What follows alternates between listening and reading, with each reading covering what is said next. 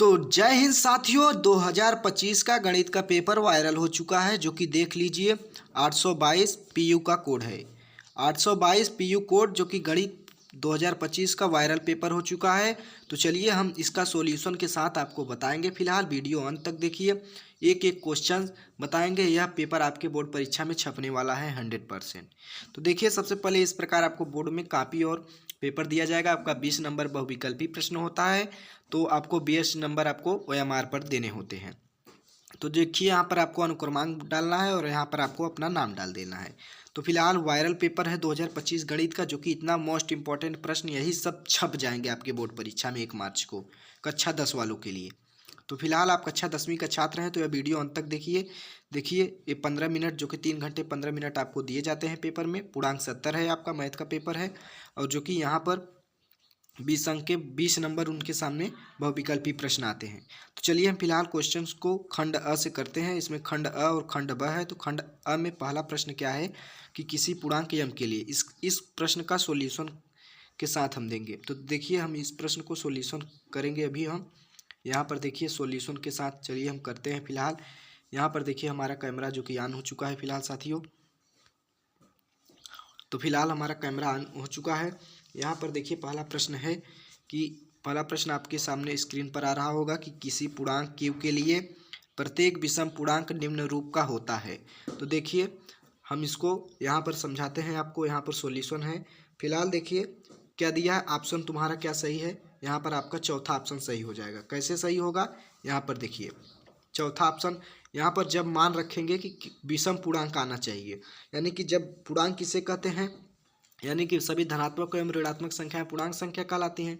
तो जब आप ऑप्शन में जब रख कर चेक करेंगे तो 2p+1 में मान रखने पर एक विषम संख्या आ रहा है।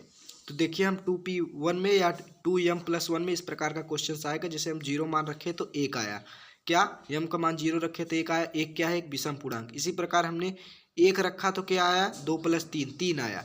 तो हमारा क्या हो जाएगा, ऑप्शन 2q+1 में मान रखने पर क्या आ रहा है, एक विषम पूर्णांक आ रहा है। दूसरा प्रश्न फिलहाल साथियों देखिए, दूसरा प्रश्न क्या कर रहा है। दूसरा प्रश्न यहाँ पर आपकी स्क्रीन पर लिख कर आ रहा होगा कि शून्यक -3 और 4 वाला द्विघात बहुपद है। आपके पास 4 ऑप्शन फिलहाल दिए गए हैं। यहाँ पर देखिए, यहाँ पर आपके पास 4 ऑप्शन दिए गए हैं। इस हम स्क्रीन को यहाँ पर कर देते हैं। यहाँ पर देखिए आपके पास 4 ऑप्शन दिए गए हैं। तो इसका सॉल्यूशन क्या हो जाएगा, यहाँ पर देखिए शून्यक 3 दिया है और 4 दिया है। तो जानते हैं कि द्विघात बहुपद का एक सूत्र होता है x² - alpha + beta x + alpha × beta. तो यहाँ पर देखिए अल्फा प्लस बीटा का मान न देकर अल्फा और बीटा का सिर्फ मान दिया गया है। तो अल्फा प्लस बीटा का मान निकालेंगे, जोड़कर 1 आ जाएगा। अल्फा × बीटा का मान निकालेंगे तो -12 आ जाएगा। इसी में अल्फा प्लस बीटा और अल्फा × बीटा का मान रखेंगे तो तुम्हारा x² - x -12 आ जाएगा। तो जो कि यहाँ पर देखिए एक ऑप्शन में नहीं मिल रहा होगा, आपका चौथा ऑप्शन सही हो जाएगा, तीसरा ऑप्शन सही हो जाएगा। इस प्रकार जब तोड़ेंगे इस समोथा को, मतलब इस द्विघात बहुपद को तोड़ेंगे तो x² - x -12 = 0 आ जाएगा। तो आपका सही उत्तर हो जाएगा फिलहाल साथियों यहाँ पर ऑप्शन नंबर सी इसका सही उत्तर हो जाएगा। अब देखिए हम अगला प्रश्न तीसरा नंबर प्रश्न क्या कह रहा है। तीसरा नंबर प्रश्न सॉल्यूशन के साथ बताते हैं फिलहाल साथियों। वृत्त की परिधि 44 सेमी है तो उसकी त्रिज्या क्या होगी। तो देखिए वृत्त की परिधि 44 सेमी है, उसकी त्रिज्या क्या होगी, इस साइड हम बताते हैं। आपका सॉल्यूशन है, सॉल्यूशन फिलहाल यहाँ पर दिया गया है। तो देखिए आपके पास 4 ऑप्शन भी दिए गए हैं, यहाँ पर देख लीजिए। तो हम इसको सॉल्व कराते हैं। यहाँ पर देखिए, तो यहाँ पर सॉल्यूशन बताते हैं आपको कि वृत्त की परिधि क्या होता है, 2πr होता है। तो परिधि तुम्हारा 44 दिया है और 2πr, पाई का मान 22/7, r तुम्हें क्या करना है, फाइंड करना है। तो 44 और 22 दूना 44/7, 44 से 44 कैंसिल, 7 × 7, क्योंकि 7 भाग में है मल्टीप्लाई हो जाएगा। तो r का मान कितना आया, 7 सेमी। तो फिलहाल आपका उत्तर हो जाएगा फिलहाल साथियों। यहाँ पर देखिए r का मान क्या हो जाएगा, 7 सेमी। B is a right answer. अब चलते हैं नेक्स्ट प्रश्न। प्यारे साथियों क्या कहता है, चौथा नंबर प्रश्न कहता है, यहाँ पर आप प्रश्न पढ़ते रहिए कि दो संख्याओं का योगफल 19 है तथा अंतर 7 है तो संख्या क्या होगी, संख्या क्या होगी। तो फिलहाल देखिए सॉल्यूशन आपके सामने है। देखिए दो संख्याओं का योगफल क्या है, 19 है, यानी कि पहली संख्या x, दूसरी संख्या y, x + y = 19 और x माइनस वाई बराबर 7। इसका अंतर 7 दिया है, इसका योग 19 दिया है। दो समीकरण हमने बनाया और इससे विलोपन विधि से कर दिया, ये कैंसिल हो जाएगा, 2x हो गया और ये 26 हो गया। 26 और 13 दूना 26, x का मान कितना आया 13। उसके बाद में x का मान समीकरण 1 में रख दिया तो y का मान 6 आया। तो x का मान 13, 6 आया। तो उसका उत्तर क्या हो जाएगा फिलहाल साथियों 13, 6। तो 13, 6 is right answer, option A सही हो जाएगा। इसका सॉल्यूशन के साथ बता रहे हैं प्यारे साथियों, वीडियो अंत तक देखिए, वीडियो बहुत इंपॉर्टेंट है आपके लिए। देखिए अगला प्रश्न, चौथा नंबर प्रश्न क्या कह रहा है, पाँचवा नंबर प्रश्न क्या कह रहा है। पाँचवा नंबर प्रश्न है यहाँ पर कि एक संख्या का 1/3 भाग 21 के बराबर है तो वह संख्या क्या होगी। तो पाँचवा नंबर प्रश्न देखिए, एक संख्या 1/3 का 21 के बराबर है, यानी कि एक संख्या x। यहाँ पर थोड़ा सा इस प्रश्न का सॉल्यूशन नहीं किया गया है तो हम इसे अभी हम सॉल्व कर देते हैं फिलहाल साथियों। देखिए अभी थोड़ा सा वीडियो को हम पॉज करते हैं, इसको हम सॉल्व करके बताते हैं। तो फिलहाल साथियों देखिए इस प्रश्न क्या कह रहा था, यहाँ पर प्रश्न कह रहा था कि एक संख्या का 1/3 भाग 21 के बराबर है तो वह संख्या क्या होगी। तो देखिए वह संख्या क्या है, यहाँ पर देख लीजिए थोड़ा सा, यहाँ पर हमने सॉल्व किया कि एक संख्या x है और उसका 1/3 है, उस संख्या का 1/3 है और वह 21 के बराबर है। तो यहाँ पर 21 तिया 63, तो x बराबर क्या आया 63, तो वह संख्या क्या है 63 होगी। तो वह संख्या क्या होगी फिलहाल साथियों, वह संख्या आपका 63 हो जाएगी, जो कि option number B is right हो जाएगा। अगला फिलहाल साथियों अगला प्रश्न क्या कर रहा है, यहाँ पर देखिए छठवां नंबर प्रश्न सॉल्यूशन के साथ आ रहा है कि यदि समीकरण के एक्स स्क्वायर प्लस के एक्स माइनस 5/4 का एक मूल 1/2 है तो के का मान क्या होगा। तो देखिए आपके पास 4 ऑप्शन दिए हैं, हम इसे सॉल्व करके बताते हैं। फिलहाल देखिए एक्स स्क्वायर प्लस के एक्स माइनस 5/4 बराबर 0 का मूल 1/2 का मूल दे दे तो मतलब x का मान आपका दिया है 1/2, तो x का मान 1/2 रखा हमने यहाँ पर, तो x का 1/2 का स्क्वायर 1/4 प्लस k/2 हो जाएगा। यहाँ पर -5/4 इक्वल टू 0। जब इसे सॉल्व करेंगे लघुत्तम लेके तो 1 + 2k - 5/4, ये 4 इस साइड मल्टीप्लाई होगा तो 0 हो जाएगा। 1 + 2k - 5 इक्वल टू 0, तो ये इससे घट जाएगा तो -4 + 2k इक्वल टू 0। तो इस यहाँ पर आ जाएगा क्या 2k बराबर 4, तो k का मान क्या है 2। तो फिलहाल साथियों k का मान क्या आ गया हमारा 2, यहाँ पर जो कि a इज राइट आंसर हो जाएगा। अब यहाँ पर इसी में हम चलते हैं अगला प्रश्न। देखिए 7वां नंबर प्रश्न क्या कर रहा है, यहाँ पर देखिए 7वां नंबर फिलहाल आपके स्क्रीन पर प्रश्न आ रहा है कि यदि साइन a और cos a हो तो बराबर हो, यदि साइन ए बराबर cos a हो तो उसका मान क्या होगा। अब यहाँ पर देखिए 7वां नंबर प्रश्न क्या कर रहा है, फिलहाल इस साइड है चलते हैं। 7वां नंबर प्रश्न देखिए यहाँ पर कर रहा है कि साइन ए बराबर cos a। अब जानते हैं कि साइन 45 डिग्री का मान cos 45 डिग्री के मान के बराबर होता है। तो जानते हैं कि साइन 45 डिग्री का मान 1/3 होता है, cos 45 डिग्री का मान भी 1/3 होता है, 1/2 होता है, सॉरी 1/2, 1/2। साइन 45 अंश का मान 1/2, cos 45 अंश का मान 1/2। तो दोनों क्या हुए बराबर हैं, क्योंकि साइन 45 डिग्री का मान ही cos 45 डिग्री के बराबर होता है। तो इसका सही उत्तर हो जाएगा 45 डिग्री। इसका क्या हो जाएगा ऑप्शन नंबर बी 45 डिग्री। अगला प्रश्न है प्यारे साथियों 8वां नंबर क्या कर रहा है, वीडियो अंत तक देखिए, अपने दोस्तों के साथ जरूर शेयर करें, यही प्रश्न छपने वाला है आपके बोर्ड परीक्षा में 1 मार्च को। समांतर श्रेणी 3,1 -1, -3 के लिए सर्वांतर क्या होगा। तो चलिए हम निकालते हैं। यहाँ पर आपका प्रश्न दिया है, डी का मान पूछा है, तो सर्वांतर को डी से प्रदर्शित करते हैं।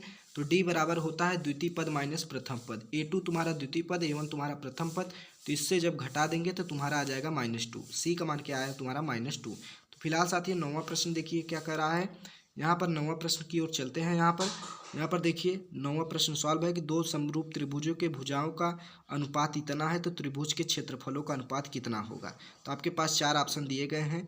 तो यहाँ पर देखिए सॉल्व है त्रिभुज का क्षेत्रफल बटे, यानी कि एक प्रमेय होता है कि त्रिभुज का क्षेत्रफल, पहले त्रिभुज का क्षेत्रफल ABC त्रिभुज का क्षेत्रफल बटे PQR का क्षेत्रफल बराबर, यानी कि भुजा 1 व भुजा 2 का होल स्क्वायर, यानी कि AB बटे PQ का होल स्क्वायर। यह प्रमेय होता है एरिया ट्रायंगल ऑफ ABC बटे area triangle of PQR, AB बटा PQ का होल स्क्वायर, ये तुम्हारा प्रमेय होता है। तो इसको देखिए आपका भुजा कितना दिया गया है, भुजा का अनुपात 9/4 दिया गया है। तो इसका त्रिभुज के क्षेत्रफलों का अनुपात पूछा है, तो 9 का वर्ग करेंगे 81 और 4 का वर्ग करेंगे तो 16। तो इसका जो हो गया। त्रिभुज के क्षेत्रफलों का अनुपात 81:16 आया। तो इसका सही उत्तर हो जाएगा फिलहाल साथियों 81:16। अब देखिए 10वां प्रश्न क्या कह रहा है, इस साइड चलते हैं हम 10वां प्रश्न की ओर।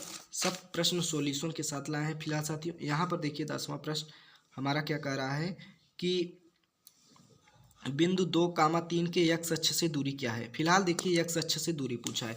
जैसे तुम्हारा ए क्या है, वाई अक्ष है, ए एक्स अक्ष है, 1 2 3। तो देखिए तुम्हारा बिंदु कितना दिया गया है, यानी कि ए तुम्हारा कितना दिया है, एक्स कामा वाई। ये तुम्हारा एक्स की तरफ 2, वाई की तरफ 3। तो एक्स की तरफ हमने 2 खाना बढ़ाया यहाँ पर देखिए, और वाई की तरफ 3। तो यहाँ पर बिंदु पी आ गया। तो बिंदु पी यहीं 2, 3 है। तो इन्होंने पूछा एक्स अक्ष से दूरी क्या है बिंदु पी की। तो बिंदु पी की एक्स अक्ष से दूरी, यानी कि यहाँ से यहाँ तक की बिंदु पी की कितनी दूरी पर है, 1 2 3 ही खाना पे दूरी है ना, 1 2 3 खाना पे। तो पी का मान क्या आ गया, यानी कि इसकी दूरी क्या आ गई, 3 3। तो इसका सही उत्तर हो जाएगा 3। अब देखिए इसी में चौथा प्रश्न क्या कह रहा है, 11वां प्रश्न क्या कह रहा है कि बिंदु 0, 5 - 0 के बीच की दूरी। तो देखिए बीच की दूरी का सूत्र लगा दिए हमने, d बराबर x1 - x2 का होल वर्ग प्लस y1 - y2 का होल वर्ग। तो 0 + 5 का होल स्क्वायर प्लस 5 - 0 का होल स्क्वायर। तो 25 और प्लस 25 √50 आ गया। और √50 को जब तोड़ेंगे तो 25 × 2, तो 25 का वर्गमूल निकलेगा 5 और √2, तो 5 √2 इकाई आ गया। तो इसका सही उत्तर हो जाएगा 5 √2। अब फिलहाल साथियों अगला प्रश्न 12 नंबर प्रश्न है। 12 नंबर प्रश्न क्या कह रहा है, यहाँ पर चलते हैं। 12वां प्रश्न सॉल्यूशन के साथ बताएंगे। यहाँ पर देखिए 12 नंबर भी प्रश्न क्या कह रहा है कि साइन 75 डिग्री और कॉस 75 डिग्री का मान क्या होगा। तो फिलहाल यहाँ पर थोड़ा सा स्क्रीन को हम इस साइड कर देते हैं नीचे की तरफ।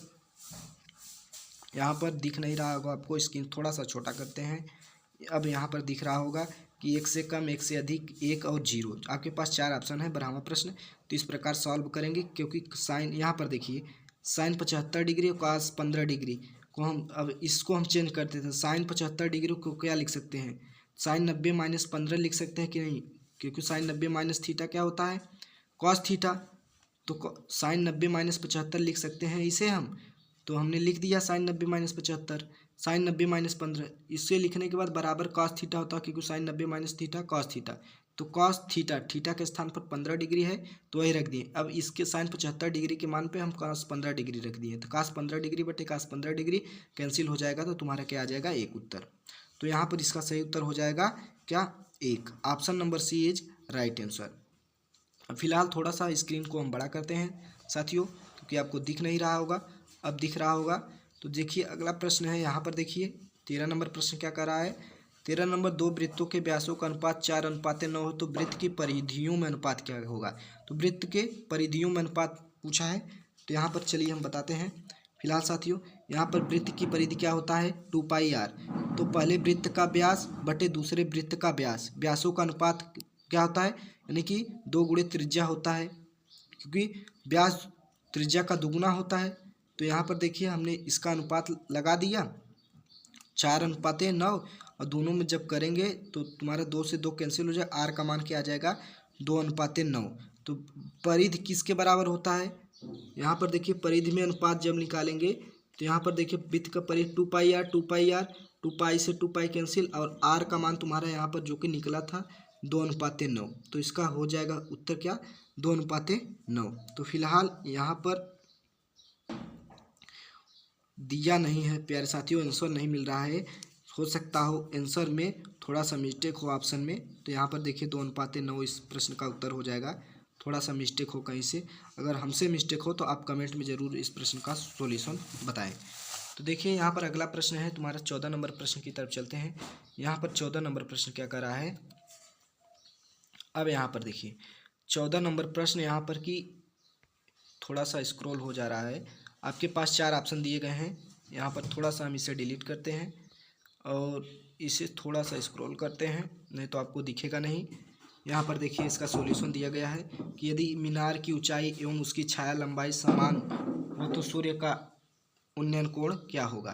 30 डिग्री, 60 डिग्री, 90 डिग्री, 45 डिग्री। चलिए हम इसे सॉल्व करते हैं। देखिए माना मीनार की ऊंचाई x, यानी कि ये मीनार है और इसकी छाया भी बराबर है, यानी कि ये x है और ये छाया है। ये मीनार की छाया जो कि इसके बराबर है, मीनार की बराबर। तो यानी कि x बराबर y।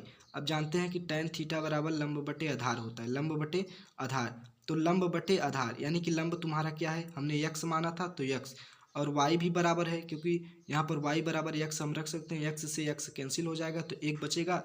tan थीटा बराबर 1, तो थीटा बराबर, क्योंकि tan 45 डिग्री का मान 1 होता है, तो यहाँ पर क्या आ जाएगा, tan थीटा का मान 45 डिग्री। तो फिलहाल इसका उत्तर हो जाएगा 45 डिग्री। अब देखिए 15 नंबर प्रश्न फिलहाल साथियों क्या कर रहा है, यहाँ पर देखिए 15 नंबर कर रहा है कि sine square 18 degree minus cos square 72 degree का मान बताओ। तो देखिए यहाँ पर sine square 18 degree minus cos square 72 degree का मान हो जाएगा। तो इसे हम जब तोड़ेंगे, sine A plus B sine A minus B, इसको हमने तोड़ा तो साइन 18 प्लस कास 72 डिग्री, इस प्रकार हमने फार्मूले में रखा। और यहाँ पर साइन 18 को लिख सकते हैं साइन 90 माइनस 72। तो यहाँ पर अब यहाँ पर क्या आ जाएगा, प्लस कास 72 डिग्री, तो साइन 90 माइनस थीटा कास 72 होता है। Sine 90 minus theta cos theta होता है, तो थीटा का स्थान पर हमने 72 माना है तो 72 लिख दिए। अब साइन 18 डिग्री की जगह हम कास 72 लिख सकते हैं कि नहीं, प्लस कास 72 प्लस कास 72। अब गुणा है तो गुणा लगाएं। अब साइन 18 डिग्री की जगह पर कास 72 कास 72 से कास 72 कैंसिल, जीरो आ गया, और जीरो में किसी संख्या का मल्टीप्लाई करेंगे तो क्या आ जाएगा, जीरो। तो इसका सही उत्तर हो जाएगा फिलहाल साथियों जीरो। अब देखिए हम 16 नंबर प्रश्न करते हैं। 16 नंबर देखिए दोबारा प्रश्न रिपीट हो गया कि बिंदु -3, 5 के y अक्ष से दूरी क्या होगी, 3, 2, -5, 5। तो फिलहाल चलिए हम इस प्रश्न को सॉल्व करते हैं। यहाँ पर देखिए बिंदु आपके पास दिया 3, 5 y अक्ष से दूरी। तो अभी हमने इस प्रश्न को बताया, देखिए x का मान 3 दिया है तो हमने 3 बना लिया 3 पे, और जो कि यहाँ पर देखिए y का मान क्या दिया गया है, 5 खाना दिया गया है। यहाँ पर y का मान 5 दिया तो हमने 5 ऊपर किया, तो यहाँ पर बिंदु P आया, इसको मिलाया तो 3, 5। और इन्होंने पूछा कि y अक्ष से दूरी, तो मतलब इससे और इस, यानी कि y अक्ष से बिंदु P की दूरी क्या है, तो देख लीजिए यहाँ 1, 2, 3, क्योंकि यही दूरी यहाँ पर भी होगी, तो यहाँ पर क्या आ जाएगा 3। तो इसका उत्तर हो जाएगा y अक्ष से बिंदु P की दूरी 3 इकाई। तो इसका सही उत्तर हो जाएगा प्यारे साथियों, यहाँ पर थोड़ा सा माइनस में दिया गया है, फिलहाल साथियों माइनस में होगा तो यहाँ पर माइनस हो जाएगा, क्योंकि -3 इकाई है तो माइनस हो जाएगा, यहाँ पर -3 इकाई हो जाएगा। इसका उत्तर हो जाएगा -3 इकाई। 17 नंबर प्रश्न क्या कर रहा है प्यारे साथियों, यहाँ पर देखिए 17 नंबर प्रश्न थोड़ा चित्रानुसार है कि एक सुराही निम्न में से किसका संयोजन है, एक गोला और बेलन का, कि 2 अर्धगोले का, कि एक अर्धगोला और एक बेलन का, कि एक बेलन और शंकु का। तो जानते हैं सुराही का कैसे बनता है, तो यहाँ पर हमने चित्र बनाकर लेकर आया है, आपको दिखाते हैं। यहाँ पर देखिए सुराही एक क्या है, एक गोला है और एक बेलन है, तो इसका सही उत्तर हो जाएगा ऑप्शन नंबर ए, एक गोला और एक बेलन। अब इसी में हम अगला प्रश्न 18 नंबर प्रश्न चलते हैं फिलहाल साथियों। 18 नंबर प्रश्न क्या कहता है हमारा कि एक दो गोले के आयतनों का अनुपात 64:27 है, तो उनके पृष्ठीय क्षेत्रफलों का अनुपात क्या होगा। तो चलिए हम इसे आपको समझाने की कोशिश करते हैं। आपके पास 4 ऑप्शन दिए गए हैं, तो आपको आ रहा है तो भी अच्छा है, नहीं आ रहा है तो भी अच्छा है, इस सॉल्यूशन देख लीजिए। अब यहाँ पर देखिए आपने पढ़ा होगा कि गोले का आयतन, पहले गोले का आयतन बटे दूसरे गोले का आयतन, गोले का आयतन क्या होता है 4πr³ होता है, तो 4i यानी कि 4πr³। तो यहाँ पर देखिए यहाँ पर थोड़ा सा r1 हो जाएगा या r2 का होल क्यूब। तो देखिए यहाँ पर 4π मिल रहा है, कैंसिल हो जाएगा और कैंसिल हो जाएगा। और यहाँ पर देखिए हमने क्या निकाला था कि यहाँ पर देखिए 64, अब यहाँ पर देखिए यहाँ पर 4π यहाँ भी कैंसिल हो जाएगा। अब यहाँ पर देखिए उन्होंने कहा कि पृष्ठीय क्षेत्रफलों का अनुपात, तो पृष्ठीय क्षेत्रफल कितना होता है, गोले का पृष्ठीय क्षेत्रफल 4πr²।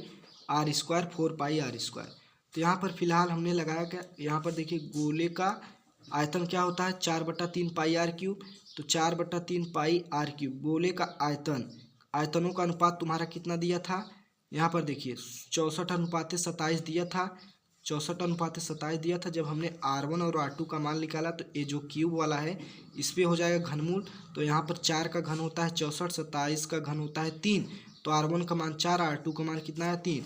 तो पृष्ठीय क्षेत्रफल होता है, पृष्ठीय क्षेत्रफलों का अनुपात, यानी पहले गोले का पृष्ठीय क्षेत्रफल दूसरे गोले का पृष्ठीय क्षेत्रफल बराबर 4πr1 का होल स्क्वायर बटे 4πr2 का होल स्क्वायर। तो 4π से 4π कैंसल, r1 का होल स्क्वायर r2 का होल स्क्वायर, r1 का मान तुम्हारा 4 दिया था और r2 का मान 3, तो 4 का स्क्वायर कितना हुआ 16, 3 का स्क्वायर 9, तो कितना आया 16:9। तो इसका सही उत्तर हो जाएगा फिलहाल साथियों 16:9।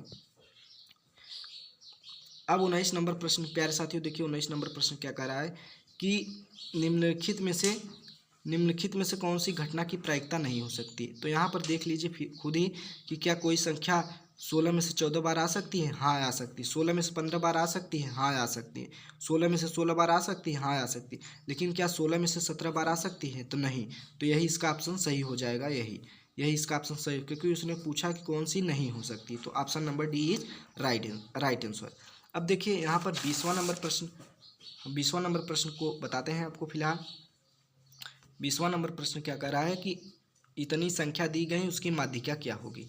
तो देखिए माध्यिका में एक आप फार्मूला लगा सकते हैं। यहाँ पर देखिए माध्यिका का एक फार्मूला होता है, यहाँ पर गिन लीजिए कि यहाँ पर कितनी संख्याएं हैं। तो यहाँ पर देखिए क्योंकि 1 2 3 4 5 6 7 8, तो माध्यिका का मतलब बीच वाला संख्या, मध्य वाला संख्या कितनी है, जो कि 6 और 5 है।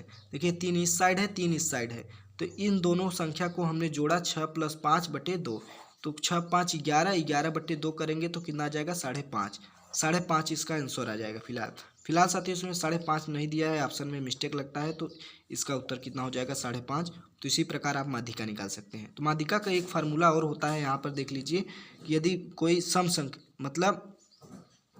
संख्या है, n का मान सम संख्या है, तो 1/2 n/2 वहाँ पर प्लस n/2 + 1 वहाँ पर, यहाँ पर प्लस होगा।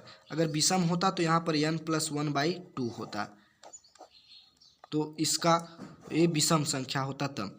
अब देखिए अगला प्रश्न है, फिलहाल साथियों खंड ब की तरफ चलते हैं। तो अब हम इसका सॉल्यूशन नहीं देंगे क्योंकि वीडियो ज़्यादा लंबा हो चुका है। इसका सॉल्यूशन हम पार्ट 2 में देंगे। तो 20 जो कि फिक्स हो चुका है आपका, बहुविकल्पी का हमने सॉल्यूशन बताया आपको। तो अब चलते हैं, हम कैमरा को ऑफ करते हैं और आपको खंड ब का प्रश्न दिखाते हैं। तो देखिए अब खंड ब में आप प्रश्न देख लीजिए। खंड ब में जो कि तुम्हारे प्रश्न क्या है, खंड ब में यहाँ पर प्रश्न है, देख लीजिए, यहाँ पर देख लीजिए। अब हम इसे पढ़ेंगे नहीं क्योंकि हमें वीडियो बहुत बनाने में, थोड़ा अपलोड करने में ज़्यादा डाटा खर्च होता है, तो हमारे पास उतनी डाटा उपलब्ध नहीं है। तो इसलिए हमने वीडियो को आप लगाएं इस प्रश्न को, और लगाने के बाद नहीं आ रहा है तो कमेंट में बताइए, हम खंड ब का सॉल्यूशन दे देंगे। तो देखिए इस प्रकार का हुआ। दूसरा प्रश्न में आ जाते हैं, जो कि ये सब तुम्हारे 3-3 नंबर के हैं। 4 प्रश्न करने होते हैं इसमें से आपको। यहाँ पर देखिए तीसरा प्रश्न में देख लीजिए, 60 मीटर ऊंचाई 1 मीनार की चोटी से मकान का छत और आधार के अनुमान कोण। ख नंबर प्रश्न देख लीजिए, ग नंबर प्रश्न देख लीजिए, घ नंबर प्रश्न देख लीजिए, चौथा का प्रश्न देख लीजिए। तो जो कि चौथा नंबर प्रश्न थोड़ा ज़्यादा स्क्रॉल हो चुका है, चौथा नंबर प्रश्न देख लीजिए फिलहाल साथियों। और 5वां नंबर प्रश्न में देख लीजिए, जो कि इतना लास्ट प्रश्न था। तो फिलहाल साथियों जो कि मोस्ट इम्पॉर्टेंट प्रश्न है, इस पर और 2-4 क्वेश्चंस लगा लेंगे तो यही सब टाइप्स के प्रश्न फंसेंगे। तो धन्यवाद प्यारे साथियों। वीडियो पसंद आया तो अपने दोस्तों के साथ शेयर करें, लाइक करें। धन्यवाद। जय हिंद, वंदे मातरम।